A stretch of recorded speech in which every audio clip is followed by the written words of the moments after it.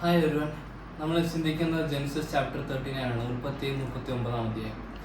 അവിടെ യോസേഫ് പോത്തിഫറിന്റെ വീട്ടിൽ അവിടെ നടക്കുന്ന കാര്യങ്ങളാണ് അവിടെ വിശദമായിട്ട് പറയുന്നത്. പോത്തിഫർ യോസെഫിനെ വാങ്ങിക്കൊണ്ടിടയെ തീർന്നു. അങ്ങനെ പോത്തിഫർ യോസെഫിനെ വാങ്ങിച്ചപ്പോൾ അവിടുത്തെ വീട്ടുകാര്യങ്ങളും മറ്റു കാര്യങ്ങളും ഹാൻഡിൽ ചെയ്യുന്ന ഒരു ജോലിയിലേക്കായിരുന്നു യോസെഫ് ചെയ്തുകൊണ്ടിരുന്നത്. പക്ഷേ നമുക്ക് കാണാൻ സാധിക്കുന്നത് എന്നിട്ടും യോസെഫിനെ അവിടെ അടിമയായിട്ടാണ് പോത്തിഫർ വാങ്ങിച്ചത്. എങ്കിൽ കൂടി ദൈവം തൻ്റെ കൂടെ ഉണ്ടായിരുന്നു എന്ന് നമ്മൾ കാണുന്നുണ്ട്. കാരണം യോസെഫിന്റെ ആ അവസ്ഥ നമ്മൾ ചിന്തിക്കുമ്പോൾ ഈ ദൈവം കൂടെ ഇല്ലല്ലോ എന്നൊരു ചിന്ത വരുവാനായിട്ട് സാധിക്കും. കാരണം തൻ്റെ സഹോദരന്മാർ വിട്ടു അറിയാത്ത സ്ഥലത്തിലേക്കാണ് താൻ വന്നിരിക്കുന്നത്. എങ്ങനെയാണ് കാര്യങ്ങളൊന്നും ഒരു പിടുത്തവും ഇല്ല. അപ്പം നമുക്ക് വെപ്രാളം പിടിക്കേണ്ട, അല്ലെങ്കിൽ ദൈവം കൂടെ ഇല്ല എന്ന് നമ്മൾ ചിന്തിക്കേണ്ടതായിട്ടുള്ള ഒരു സാഹചര്യത്തിലാണ് യോസെഫ് പോകുന്നത്. പക്ഷേ യോസെഫ് എന്നാൽ കൂടി അവിടെ ഒരു പരാതി പറയുന്നതായിട്ടൊന്നും കാണുന്നില്ല. അതുകൊണ്ട് തന്നെ പോത്തിഫറിന്റെ വീട്ടിലേക്ക് താൻ അടിമയായിട്ട് കയറിയെങ്കിൽ കൂടി ദൈവം തൻ്റെ കൂടെ ഉണ്ടായിരുന്നു. താൻ ചെയ്യുന്ന പ്രവൃത്തികളിലൊക്കെയും ദൈവം അനുഗ്രഹിച്ചു എന്ന് നമുക്ക് മനസ്സിലാക്കാൻ സാധിക്കുന്നുണ്ട്. അതുകൊണ്ട് തന്നെ ഒടുവിൽ പോത്തിഫറിന്റെ വീട്ടിലെ എല്ലാ കാര്യങ്ങളും മാനേജ് ചെയ്യുന്ന വ്യക്തിയായിട്ട് യോസെഫ് മാറുവാനായിട്ട് ഇടയെ തീർന്നു എന്ന് നമ്മളിവിടെ കാണുന്നു. എന്ന് വെച്ചാൽ അതിന് കാരണം മറ്റൊന്നും കൊണ്ടല്ല, പോത്തിഫർ നോക്കിയപ്പോൾ യോസെഫ് എല്ലാം വളരെ നല്ല രീതിയിൽ ചെയ്യുന്നു. മാത്രമല്ല യോസെഫിനെ ദൈവം അനുഗ്രഹിക്കുന്നുണ്ട്. ദൈവത്തിന്റെ ഒരു പ്രസൻസ് യോസെഫിന്റെ കൂടെ ഉണ്ടായിരുന്നു. അത് പോത്തിഫറിന് മനസ്സിലായി. തൻ്റെ എല്ലാ കാര്യങ്ങളും വളരെ നന്നായിട്ട് പോകുന്നു. പോത്തിഫറിനും അതിൻ്റെയുള്ള ദൈവത്തിൽ നിന്ന് അനുഗ്രഹം കിട്ടുന്നു. തനിക്ക് ഒരു അനുഭവിക്കാൻ ഇടയാകുന്നു. അപ്പോൾ ഇതെല്ലാം കണ്ടപ്പോൾ പോത്തിഫറിനും മനസ്സിലായി യോസെഫിന്റെ ദൈവം യോസെഫിനെ ബ്ലെസ് ചെയ്യുന്നുണ്ട്. അതുകൊണ്ട് തന്നെ തനിക്കും അതിൻ്റെ ഒരു അനുഗ്രഹം തനിക്ക് കിട്ടുന്നുണ്ടെന്നുള്ള ഒരു കാര്യം തനിക്കത് റിയലൈസ് ചെയ്യാനിടയായി. അതുകൊണ്ട് തന്നെ പോത്തിഫറിന് അപ്പം യോസെഫിന് വലിയൊരു കാര്യമായിരുന്നു. യോസെഫിനെ എല്ലാ കാര്യങ്ങളും, വീട്ടിലെ എല്ലാ കാര്യങ്ങളും യോസെഫിനെ ഏൽപ്പിക്കാനായിട്ട് അത് പോത്തിഫറിന് ഇടയായി.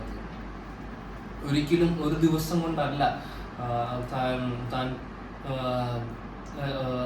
യോസെഫ് ഒരു അടിമയിൽ നിന്നും ആ വീട്ടിൽ വലിയൊരാളായി മാറി. ഒരു ദിവസം കൊണ്ടല്ല, താൻ അനേകം വർഷങ്ങൾ താൻ അവിടെ ജോലി ചെയ്ത് അനേകം വർഷങ്ങൾ കൊണ്ടാണ് താൻ ആ ഒരു ലെവലിലേക്ക് എത്തുവാനായിട്ട് തനിക്കിടയായി തീർന്നു. പക്ഷെ പിന്നീട് നമ്മളവിടെ കാണുന്നത് പോത്തിഫറിന്റെ ഭാര്യയ്ക്ക് യോസെഫിന്റെ മേൽ ആ ഒരു ലസ്റ്റ് ഉണ്ടായിരുന്നു എന്നുള്ളത്, സെക്ഷുവൽ പ്ലഷറിനുള്ള ഒരു ആഗ്രഹം ഉണ്ടായിരുന്നു എന്ന് നമ്മളിവിടെ കാണുന്നുണ്ട്. നമ്മളപ്പോൾ ഇതിൻ്റെ ആ ചരിത്രം നോക്കുകയാണെങ്കിൽ നമ്മൾ പോത്തിഫർ അവിടുത്തെ ഫറവോന്റെ ബോഡി ഗാർഡ്സിന്റെ കമാൻഡർ അല്ലെ ക്യാപ്റ്റൻ എന്നാണ് പറയുന്നത്. അപ്പം വലിയൊരു പദവിയിൽ ഇരിക്കുന്ന വ്യക്തിയാണ് പോത്തിഫർ. അപ്പോൾ നമ്മൾ പോത്തിഫർ അല്ലെങ്കിൽ വലിയ പദവിയിൽ ഇരിക്കുന്ന ആൾക്കാരെയൊക്കെ നോക്കുകയാണെങ്കിൽ നമ്മൾ ഈജിപ്തിന്റെ ചരിത്രം നോക്കുമ്പോൾ ഫറവോന്റെ ആ ഒരു കൊട്ടാരത്തിൽ അല്ലെങ്കിൽ ഫറവോന്റെ കാര്യങ്ങൾ നോക്കുന്നതിൽ വലിയ ആൾക്കാരായിട്ട് ഇരിക്കുന്നവരൊക്കെ മിക്കവരും ഷണ്ടന്മാരാണെന്നാണ് നമുക്ക് കാണാൻ സാധിക്കുന്നത്. അവരുടെ ആ ഒരു രീതി അങ്ങനെയായിരുന്നു. അത് മറ്റൊന്നും കൊണ്ടല്ല, അവർ കാസ്ട്രേറ്റ് ചെയ്തിട്ട് അവരുടെ ആ മെയിൽ ഓർഗൻ മാറ്റിയിട്ട് അവരെ അങ്ങനത്തെ ആൾക്കാരെ ആയിരുന്നു അവരെ ആ ഒരു വലിയ പൊസിഷനിൽ വെച്ചിരുന്നത്. മറ്റൊന്നും കൊണ്ടല്ല, ഫറവോൻ ആഗ്രഹിക്കുന്നത് ഇതുപോലെ വലിയ പൊസിഷൻ ഇരിക്കുന്നവർക്ക് തന്നെ സെർവ് ചെയ്യണം. അവരുടെ അറ്റൻഷൻ, അവരുടെ ആ ഫോക്കസ് എപ്പോഴും തന്നിൽ മാത്രമായിരിക്കണം എന്നുള്ളതാണ് ഫറവോന്റെ ഒരു ആഗ്രഹം. അവർക്ക് മറ്റൊരു രീതിയിൽ ഒരു പ്ലഷർ ഉണ്ടാകാൻ പാടില്ല എന്നുള്ള ഒരു കാര്യം ആ സമയത്ത് അവരുടെ ചിന്തയിൽ അങ്ങനെ ഉണ്ടായിരുന്നു. അതുകൊണ്ട് തന്നെ ഈ വലിയ സ്ഥാനത്തിരിക്കുന്നവരൊക്കെ ഷണ്ടന്മാരായിട്ടുള്ള വ്യക്തികളായിരുന്നു. അതുകൊണ്ട് നമുക്ക് ഒരു പക്ഷേ പോത്തിഫർ ഒരു ഷണ്ടനായിട്ടുള്ള ഒരു വ്യക്തി ആയിരിക്കാം എന്ന് നമുക്കത് അസ്യൂം ചെയ്യാം. കാരണം ഈ പോത്തിഫറിനൊക്കെ മക്കളുണ്ടായതായിട്ട് അതിനകത്ത് പറയുന്നില്ല. അപ്പോൾ അങ്ങനെയുള്ള അവസ്ഥയിൽ അവിടെ മക്കളിനെ പറ്റി ഒന്നും മെൻഷൻ ചെയ്യുന്നില്ല. അപ്പോൾ നമുക്ക് ഒരുപക്ഷെ ഇതൊരു ഷണ്ടനായിട്ടുള്ളൊരു വ്യക്തി ആയിരിക്കാം എന്ന് നമുക്ക് വിചാരിക്കാം. അതുകൊണ്ട് തന്നെ മാരി ചെയ്തപ്പോൾ അതുകൊണ്ട് തന്നെ മക്കളുണ്ടാകുവാനായിട്ടും പറ്റാത്ത ആ ഒരു അവസ്ഥയിലായിരുന്നായിരിക്കാം പോത്തിഫറിന്റെ കാര്യം. അപ്പം നമ്മൾ വൈഫിന്റെ ആ കാര്യം നോക്കുകയാണെങ്കിൽ തനിക്ക് ആ ഒരു സെക്ഷൽ പ്ലഷർ ലഭിക്കാനായിട്ട് മറ്റൊരു ഒരു വഴിയില്ല, മറ്റൊരു നിവൃത്തി ഇല്ല എന്നുള്ള രീതിയിലായിരുന്നു. അങ്ങനെ ഇരിക്കുമ്പോഴാണ് യോസെഫിനെ കാണുന്നത്. അപ്പോൾ യോസെഫിനെ പറ്റി പറയുന്നത് യോസെഫ് ഭയങ്കര ഹാൻസം ആയിട്ടുള്ള ഒരു വ്യക്തിയാണെന്നാണ് അവിടെ പറയുന്നത്. അപ്പോൾ അതും കൂടെ കഴിഞ്ഞപ്പോൾ പോത്തിഫറിന്റെ വൈഫിന് ആ അട്രാക്ഷൻ പിന്നെയും അതിനു വേണ്ടിയുള്ള ആ സെക്ഷൽ പ്ലഷറിന് വേണ്ടിയുള്ള അട്രാക്ഷൻ പിന്നെയും വർദ്ധിക്കുകയാണ് ചെയ്യുന്നത്. എന്തായാലും ഒരു ദിവസം കൊണ്ടല്ല ഇതൊക്കെ സംഭവിച്ചത്. ഇത് അനേകം ദിവസങ്ങൾ, അല്ലെങ്കിൽ മാസങ്ങൾ, അനേകം വർഷങ്ങൾ ചിലപ്പോൾ ഈ പോത്തിഫറിന്റെ വൈഫ് യോസെഫിന്റെ പുറകെ നടക്കുന്നുണ്ടായിരിക്കും. പക്ഷെ യോസെഫ് എല്ലാ പ്രാവശ്യം അതിനോട് നോ പറഞ്ഞ് മാറുകയാണ് ചെയ്തുകൊണ്ടിരുന്നത്. യോസെഫിനറിയാം ഇത് ചെയ്യാൻ പാടില്ല എന്നുള്ളൊരു കാര്യം യോസെഫിനായി. ഇത് ചെയ്താലും ഇത് ആരും അറിയാൻ പോകുന്നില്ല. സീക്രട്ടായിട്ട് കാര്യങ്ങൾ ചെയ്യുന്നു പറഞ്ഞാൽ വേണ്ട കാര്യങ്ങൾ ചെയ്യാം, തനിക്ക് അതിൻ്റെ പ്രശ്നം കിട്ടും, എല്ലാം കിട്ടും. പക്ഷേ തൻ്റെ ഉള്ളിൽ അറിയാം ഇത് വലിയൊരു തെറ്റാണ്, ദൈവം ഒരിക്കലും ആഗ്രഹിക്കുന്ന ഒരു കാര്യമല്ല ഇതെന്ന് തനിക്കത് വ്യക്തമായിട്ട് അറിയാം. അതുകൊണ്ട് തന്നെ യോസെഫ് എല്ലാ പ്രശ്നം നോ പറഞ്ഞ് നിൽക്കുകയാണ് ചെയ്യുന്നത്. പക്ഷെ ഒടുവിൽ തന്നെ ആ സ്ത്രീ പിടിച്ചപ്പോൾ താൻ ചെയ്ത് തൻ്റെ ആ ഗാർമെൻ്റ് അവിടെ ഇട്ട് ഓടുകയായിരുന്നു. അതുകൊണ്ട് നമ്മളുടെ മുന്നിൽ പാപം നിൽക്കുമ്പോൾ, നമ്മൾ ടെംപ്റ്റേഷൻ നിൽക്കുമ്പോൾ, പാപം ചെയ്യാനുള്ള ടെംപ്റ്റേഷൻ നമ്മുടെ മുന്നിലുള്ളപ്പോൾ നമ്മൾ അവിടെ തന്നെ അത് നോക്കി നിൽക്കുകയാണെങ്കിൽ നമ്മൾ ഉറപ്പായിട്ടും ആ ഒരു സിനിമയിൽ വീഴാൻ ചാൻസ് വളരെ ഹൈ ആണ്. പക്ഷെ നമുക്ക് ടെംപ്റ്റേഷൻ വരുമ്പോൾ തന്നെ നമ്മൾ അവിടെ നിന്ന് ഒഴിഞ്ഞു മാറുകയാണെങ്കിൽ ആ ടെംപ്റ്റേഷൻ നമ്മളെ വീഴ്ത്തുകയില്ല. അപ്പോൾ അതുപോലെ അപ്പോൾ അങ്ങനെ നമ്മൾ കണ്ട പോലെ തന്നെ അവിടെ നിന്ന് ഓടിപ്പോകുന്നു. അപ്പം ആ ഡ്രസ്സൊക്കെ പിടിച്ചുകൊണ്ട് ആ ഡ്രസ്സ് കിട്ടി. അപ്പോൾ പോത്തിഫറിന് വന്നപ്പോൾ പോത്തിഫറിനോട് ഈ കാര്യങ്ങൾ യോസെഫ് എന്നെ ഇങ്ങനെ മിസ്ട്രീറ്റ് ചെയ്യാൻ വന്നു എന്ന് പറയുന്നെല്ലാം ചെയ്യുന്നുണ്ട്. പോത്തിഫർ വളരെ കോപപ്പെടുന്നതായിട്ട് നമ്മളെ കാണുന്നുണ്ട്. എന്നിട്ട് യോസെഫിനെ പിടിച്ച് അവിടെ കാരാഗൃഹത്തിൽ ഇടുന്നതായിട്ടും കാണുന്നുണ്ട്. പക്ഷെ ഞാനിങ്ങനെ ചിന്തിക്കുകയായിരുന്നു, പോത്തിഫറിനറിയാം പോത്തിഫർ യൂണിറ്റ് ആണെങ്കിൽ, പോത്തിഫർ ഷണ്ടനാണെങ്കിൽ അത് പോത്തിഫറിനറിയാം യോസെഫ് ഈ തെറ്റുകൾ ചെയ്യാൻ വളരെ ചാൻസ് കുറവാണ്. കാരണം യോസെഫ് വന്നു കഴിഞ്ഞപ്പോൾ യോസെഫിന്റെ കൂടെ ദൈവം ഉണ്ടായിരുന്നു. കാരണം ഈ പിടിക്കപ്പെടുന്ന ന്യൂസ് കേൾക്കുന്നതിന്റെ തൊട്ട് മുമ്പ് വരെ അല്ലെങ്കിൽ അവസാന നിമിഷം ഈ പോത്തിഫർ അവസാന നിമിഷം യോസെഫിനെ കാണുന്നത് വരെയുള്ള സമയങ്ങളിൽ, അപ്പോൾ അത്രയും സമയം വരെയും തനിക്കൊരു ഉറപ്പുണ്ടായിരുന്നു യോസെഫിന്റെ കൂടെ ദൈവമുണ്ട്. യോസെഫ് ഒരു തെറ്റ് ചെയ്യുന്ന വ്യക്തിയല്ല, അദ്ദേഹം വളരെ നല്ലൊരു വ്യക്തിയാണെന്നുള്ള കാര്യം പോത്തിഫറിന് വളരെ വ്യക്തമായിട്ട് അറിയാം. അതുകൊണ്ട് തന്നെ ഈ സ്ത്രീ ഇതിങ്ങനെ പറയുമ്പോൾ പോത്തിഫറിന്റെ ഉള്ളിൽ അറിയാം യോസെഫ് ഒരു തെറ്റും ചെയ്തിട്ടില്ല എന്നുള്ളത്, അല്ലെങ്കിൽ യോസെഫ് ആ തെറ്റ് ചെയ്യുകയില്ല എന്നുള്ള ഒരു ഉറപ്പ് തൻ്റെ ഉള്ളിലുണ്ട്.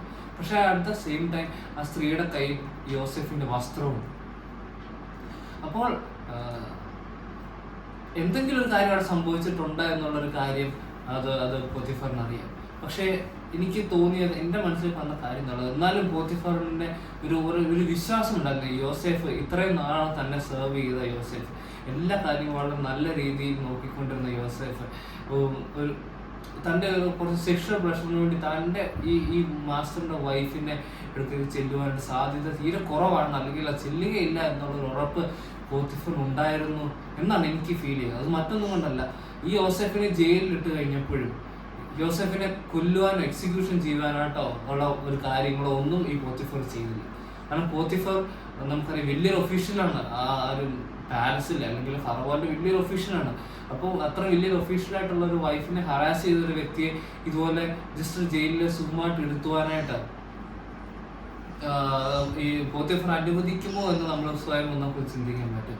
കാരണം നോർമലായിട്ടുള്ള വ്യക്തിയാണെങ്കിൽ ഇതിങ്ങനെ സംഭവിച്ചു കഴിഞ്ഞാൽ ഉടനെ തന്നെ പിടിച്ചൊന്ന് എക്സിക്യൂട്ട് ചെയ്യുക അല്ലെങ്കിൽ കൊന്നു കളയുക, ഇതായിരിക്കും ചിലപ്പോൾ ചെയ്യുന്നത്. അപ്പൊ അതൊന്നും പക്ഷെ ചെയ്യുന്നില്ല. പക്ഷെ ഈ ഒരു കാര്യം ഉള്ളത് കൊണ്ട് തനിക്ക് ഒരു നിവൃത്തി ഇല്ലാതെ ആയിരിക്കും താൻ ഒരു പക്ഷെ യോസെഫിനെ ജയിലിലേക്ക് ആക്കുന്നത്. അങ്ങനെ യോസെഫ് ആ ജയിലിലേക്ക് കിടക്കുന്നു. എന്നിട്ടും അവിടെ ദൈവം അനുഗ്രഹിക്കുന്നു. കാരണം യോസെഫ് വെറും ഒരു ജയിൽ പുള്ളിയായിട്ട് തന്നെ യോസെഫ് അവിടുത്തെ ചുരുക്കി പറഞ്ഞ ജയിലിലെ ഒരു അഡ്മിനിസ്ട്രേഷൻ വർക്ക് ചെയ്യുന്ന ഒരു വ്യക്തിയായിട്ട് യോസെഫ് മാറുവാനായിട്ട് ഇടയാക്കുന്നു. എന്ന് വെച്ചാൽ ആ ഒരു അവസ്ഥയിലും യോസേഫിന്റെ കൂടെ ദൈവം ഉണ്ടായിരുന്നു. ഒരുപക്ഷെ പോത്തിഫർ ഇതൊക്കെ അന്വേഷിച്ച് കാണും, യോസേഫിന്റെ കാര്യം, യോസേഫ് ജയിലിൽ എങ്ങനെയായിരിക്കും എന്നൊക്കെ അന്വേഷിക്കുന്നുണ്ടായിരിക്കും. അപ്പോഴും പോത്തിഫർ അറിയുന്നത് ഈ യോസേഫ് അവിടുത്തെ അഡ്മിനിസ്ട്രേഷൻ വർക്കൊക്കെ ചെയ്യുന്ന നല്ല വിശ്വസ്തമായിട്ട് ചെയ്യുന്ന ഒരു വ്യക്തിയാണെന്ന് പോത്തിഫർ പിന്നീട് അതൊക്കെ റിയലൈസ് ചെയ്തതാണ്. പക്ഷെ പോത്തിഫറിനപ്പം അറിയാം ഉറപ്പായിട്ടും തൻ്റെ ഭാര്യയായിരിക്കും അത് തെറ്റ് ചെയ്തത് എന്നുള്ള കാര്യമൊക്കെ പോത്തിഫറിന് ഒരുപക്ഷെ അറിയാമായിരിക്കും. നമുക്ക് ഇതിനെപ്പറ്റി ഒന്നും അറിയില്ല, ഇതൊക്കെ എൻ്റെ മനസ്സിലേക്ക് ഉദ്ദേശിച്ച ചിന്തകൾ മാത്രമാണ്. പക്ഷെ നമ്മൾ മനസ്സിലാക്കേണ്ടത് യോസേഫ് ആ ഒരു അവസ്ഥയിലായിരുന്നെങ്കിൽ കൂടി ദൈവം തന്നെ അനുഗ്രഹിച്ച് ദൈവം തൻ്റെ കൂടെ ഉണ്ടായിരുന്നു.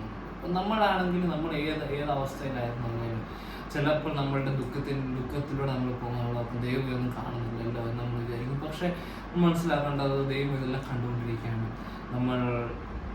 നമുക്ക് ദൈവത്തെടുത്ത് ഒളിച്ചിരിക്കാൻ പറ്റുന്നതായിട്ടുള്ള ഒരു സ്ഥലമില്ല. നമ്മൾ ഏത് ഇരുട്ട് മുറി ഇരുന്നു എന്ന് പറഞ്ഞാലും ദൈവം നല്ല നല്ല ലൈറ്റുള്ള രീതിയിലാണ് നമ്മളെ കാണുന്നത്.